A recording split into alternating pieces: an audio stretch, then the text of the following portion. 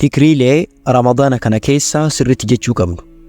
Ramadaana kana keessa zikrii kam fa'a sirriitti baay'isnee haa jennu laata? Zikrii kam fa'a jechuutu ajrii guddaa naa qaba. Zikrii kam fa'a yoo jedhe ajrii guddaa argadha laata? Inshallah barnoota kana namoota na gaafattaniif isiniif qopheessee hanga xumuraatti viidiyoo kana sirriitti hordofaa.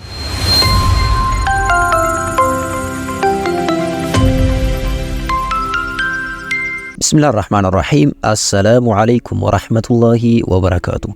ذكري رمضان كان كيسا ذكري لي أجري قدا قبن كأجري قدا رارغتو دندينو كان سري تجيشو كمنو كان فعلاتا إن شاء الله واي كان دوبنا سري تنغت مرا خردوفا فايدة لي ذكري جلقبا ذكري نكولي غلاتي فايدة مالي قبو ذكري ليني أك إسلام ما تجد أماني فايدة هدو قبو kanneen keessaa muraasa ilaallu. Tokkoffaa zikriin ibadaa keessaa isa tokko. Zikriin ibadaa keessaa isa tokko. Ibadaan ammoo dalagaalee Rabbi jaalatu keessaa tokko jechuudha. Lammaffaa zikriin qalbii namaa jiisa. Namni zikrii jedhu qalbiin isaa ni jiidha, hin goggogu. Sadaffaa qaama namaa haraama irraa qaba. Namni zikrii Rabbii jedhu qaamni isaa haraama hin dalagu, wanta haraama irraa fagaata. Afraffaa dukkana qalbiitii fi dukkana qabrii jala nama baafti. Qalbiin namaallee akka hin dukkanoofne, qabriin namaallee akka hin dukkanoofne namaaf taasisa zikriin. Inni ittaanu rakkoolee garagaraa jalaa akka baanuuf, rakkoolee garagaraa jalaa akka tikfamnuuf nu qarqaara zikriin. Inni xumuraa fi inni keessattuu yeroo baay'ee ulamaa'iin dubbatan maalidha? Zikriin jaalala Rabbii akka argannu nu taasisaa jechuudha. Rabbiin akka itti dhiyaannee jaalala Rabbii argannee jibbaa Rabbii ammoo irraa fagaannu nu taasisaa jechuudha. Faayidaaleen zikrii akka walii galaatti kana inshallah mee zikriilee kanniin tokko tokkoon haa dubbannu. Zikrii tokkoffaa kana keessatti zikrii kana ilaallaa. Innis laa ilaaha illa Allahu wahdahu laa shariika lah lahul mulku wa lahul hamdu wa huwa ala kulli shay'in qadir. لا إله إلا الله وحده لا شريك له له الملك وله الحمد وهو على كل شيء قدير. ذكري كان جتوني أجري لي قرقودا قبا. نبيين صلى الله عليه وسلم أجري لي قرقودا ذكرين كن قب وكان جراني بسن وافر دبتان توكو. نما ذكري كان يروني بجد جراني. نما ذكري كان يروني بجد توكو أكنما قبر بلسوم سيتي ربي أجري ساقبا جراني. Gabra akka waan bilisoomseetti ajrii Rabbi isaa qaba. Lammaffaa toltuu yookaan khayrii dhibbatu isaaf barreeffamaa jedhan. Sadaffaa cubbuu yookaan zambii dhibbatu irraa haqamaa.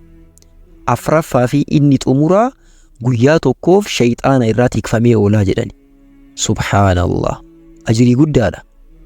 Shayxaana namaatii fi shayxaana jinnii sihrii yookaan maajikii garagaraa irraa tikfamneetiin oolla guyyaa sanii yoo zikrii kana jenne.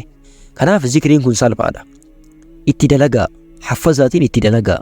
Shayxaana irraa akka tikfamtaniif, ijoolleen keessanillee shayxaana irraa akka tikfamaniif, ija garagaraa, budaa garagaraa irraa akka tikfamaniif zikrii kana akka haffazan taasisaa. Ofii keessanillee haffazaa, maatiin keessanis zikrii kana haffazaniitiin akka shayxaana irraa tikfaman taasisaa. Hiikkaan zikrii kanaa maal jechuu?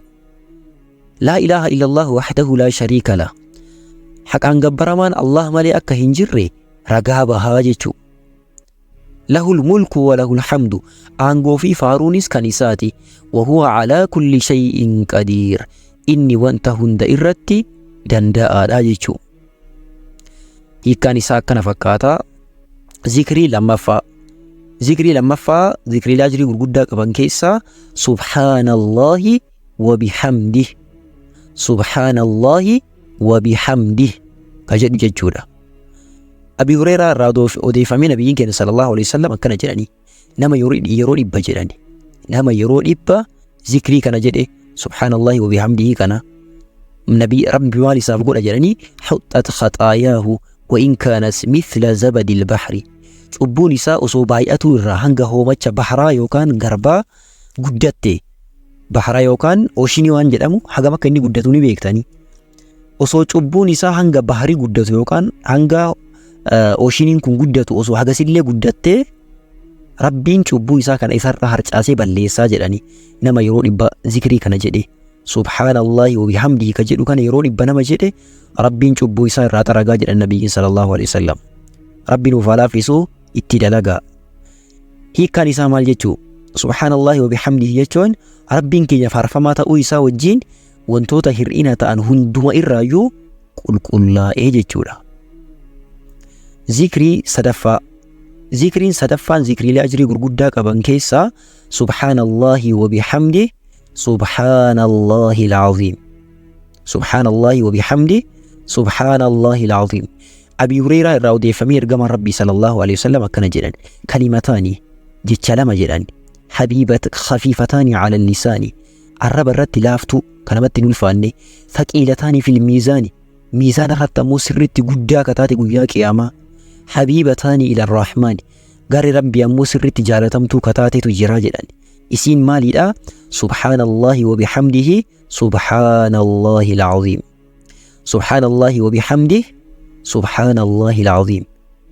Zikrii kanaa jedhan zikriin kun arraba irratti laaftuu miizaana irratti ammoo sirritti guddoo rabbiin biratti ammoo sirritti jaalatamtuu fi jaalala rabbii kanuu fidduudha jedhan nabiyyiin sallallahu alaihi wasallam. Hiikkaan zikrii kana maal jechuu?